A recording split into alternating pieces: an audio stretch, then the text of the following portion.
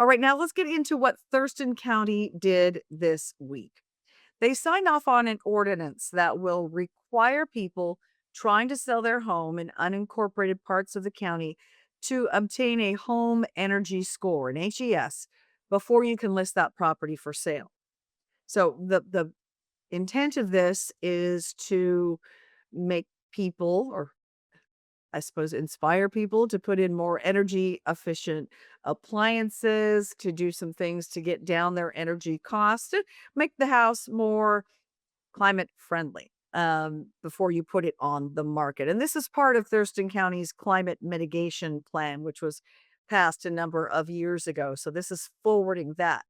It doesn't require homeowners to make these upgrades and doesn't change your property tax assessment in any way. But you can imagine when you're ready to list your home for sale, first of all, you got to have to pay the guy to come out and do um, the home energy assessment and literally give you a score. Okay, whoop, you didn't change out your natural gas, water heater. You've got some old appliances in the kitchen. Your insulation looks a little outdated, or maybe you don't have any. So you're getting a 3 out of 10.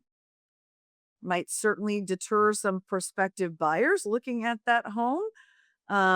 And it's going to be interesting to see how this plays out. It's about a year out, I should say, before it would go into effect. And it's not even clear if they can do this legally. So I want you to hear from a couple of people who testified at the Thurston County Commissioners meeting ahead of the final vote on Tuesday. First, this gentleman representing the real estate sector was very opposed to the ordinance. I can assure you that nobody on the Board of County Commissioners has any actual real estate experience. You may have bought a home, but you know nothing about the process of the selling of a home. So before you can sell it, you need to spend $1,000. Now, the reason I said 1,000, let's add up. Time of transfer, the paperwork alone is $300 and some dollars. The recording fees, another $300. You need to be representing the people that are here, the people that are owning property. This particular provision is not for property owners. It is for property buyers. But the idea of demanding people to spend money up front when they're not sellers, they're buyers, you're demanding sellers to actually spend money first is wrong. You need to give it some thought, get some experience in from the people that are in the business of helping people get housing. And he was followed by a woman who was very much in support of the ordinance and said this is part of what we need to do to make sure we're meeting these climate goals. And she, in fact, painted a very gloomy picture of the future if we don't act now. This ordinance asks the real estate industry to do their part, a very, very small part. I was very dismayed at the hearing to hear a number of realtors start their testimony with, "I believe in climate change, but," and then go on to claim that they needed nothing to change for them.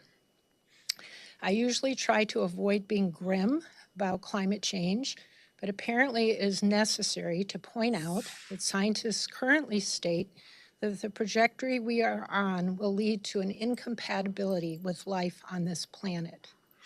That anyone born this month will not live out their natural lifespan. With that perspective, I think asking homeowners to have a 2-hour energy audit done on their home is not a huge burden on either homeowners or real estate agents. I think existing data from other cities demonstrates it does not delay listing or sales. It also allows the buyer to take a bigger loan to get the work done if that is their choice. It is time to pass this common sense ordinance. And this morning, I had a chance to speak with Jesse Simmons. He's the Government Affairs Director for Olympia Master Builders, and they are not at all pleased with the ordinance. He told me there are real questions, in their opinion, as to whether or not Thurston County even has the authority to implement a requirement like this. He said Washington law already governs seller disclosures, and this ordinance, he believes, goes well beyond that framework. It's messaged as a informational program. And so that is the issue I am having with it. So the ordinance itself actually mandates that you have this listing, this score listed on your before you list a house. So on your MLS listing, just anywhere that you decide to list your house, it's required now to have this energy score. Well, what that entails is that the homeowner's got to go pay for an inspection, got to pay. So it's out of pocket. It's going to cost money, and that's kind of the danger we see is because while yes, there are some opportunities for subsidies and support in it, depending on your income level, like many programs, the income threshold is what what causes kind of a cutoff. So those people, there's still people above that threshold that are living paycheck to paycheck.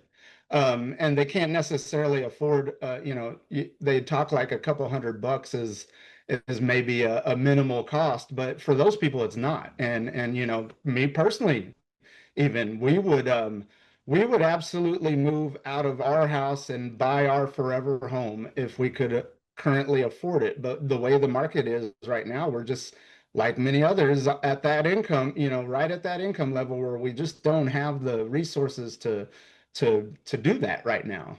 As most people would either have to go ahead and make those improvements if they want, but then you're spending $40,000 to, you're getting a heat pump, you're doing your insulation in the attic and under, in the crawl space, and all of that is, it's not cheap. It costs thousands of dollars, and so we're looking $35,000 to $40,000 to bring your home up to par, to like comparable to some of the newer housing. And so yeah, it's really a detriment to the older housing, and most people I don't think are going to actually comply with that.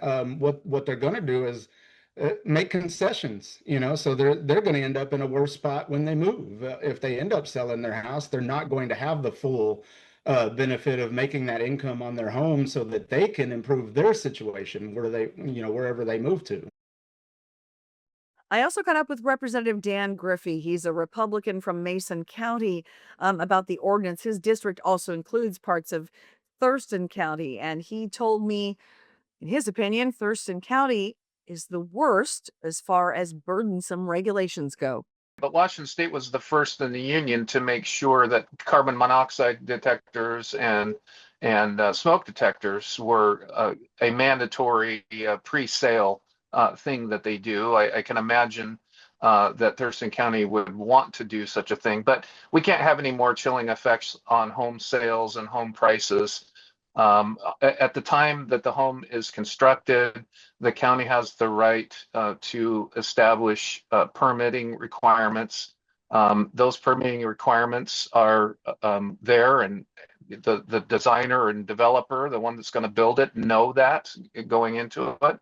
But to turn everything on its head is only going to have a chilling effect on housing affordability, housing availability, and those that have the least wherewithal to absorb such impacts are going to have to bear that burden.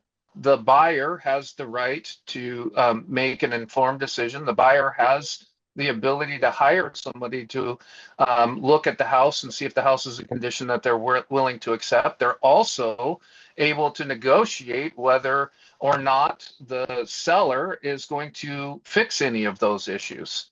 It is a buyer beware state, and it should be that way. In the free market, we should have the ability to evaluate those purchases we're going to make and make up our own minds. Throwing the county in the middle of it is once again Thurston County chilling land development, and they've had a long history of that. I get along with all of the counties that I represent, but Thurston County happens to be the worst when it comes to land development regulations and just going after one's private property. I'll share that I did reach out to the Thurston County commissioners asking for comment ahead of this article and this podcast. I'm writing the article that's going to be up on the site later today. I received no response. There was one member of the commission that abstained from the vote. It was Commissioner Wayne Fournier, Fournier. I may be pronouncing that wrong. Wayne, forgive me if I am. He cited concerns about, potential legal challenges with this, and he said, "quote Being the first is cool, but being the first is dangerous. If there wasn't so much public outcry, I might be more inclined to roll the dice." So we're going to see what happens. Again, I think there's going to be plenty of pushback. This only just passed on Tuesday. And if you follow social media, you see it's been filled with plenty of opposition and concerns about the direction they're going. And again, Olympia and Tumwater appear to be right behind.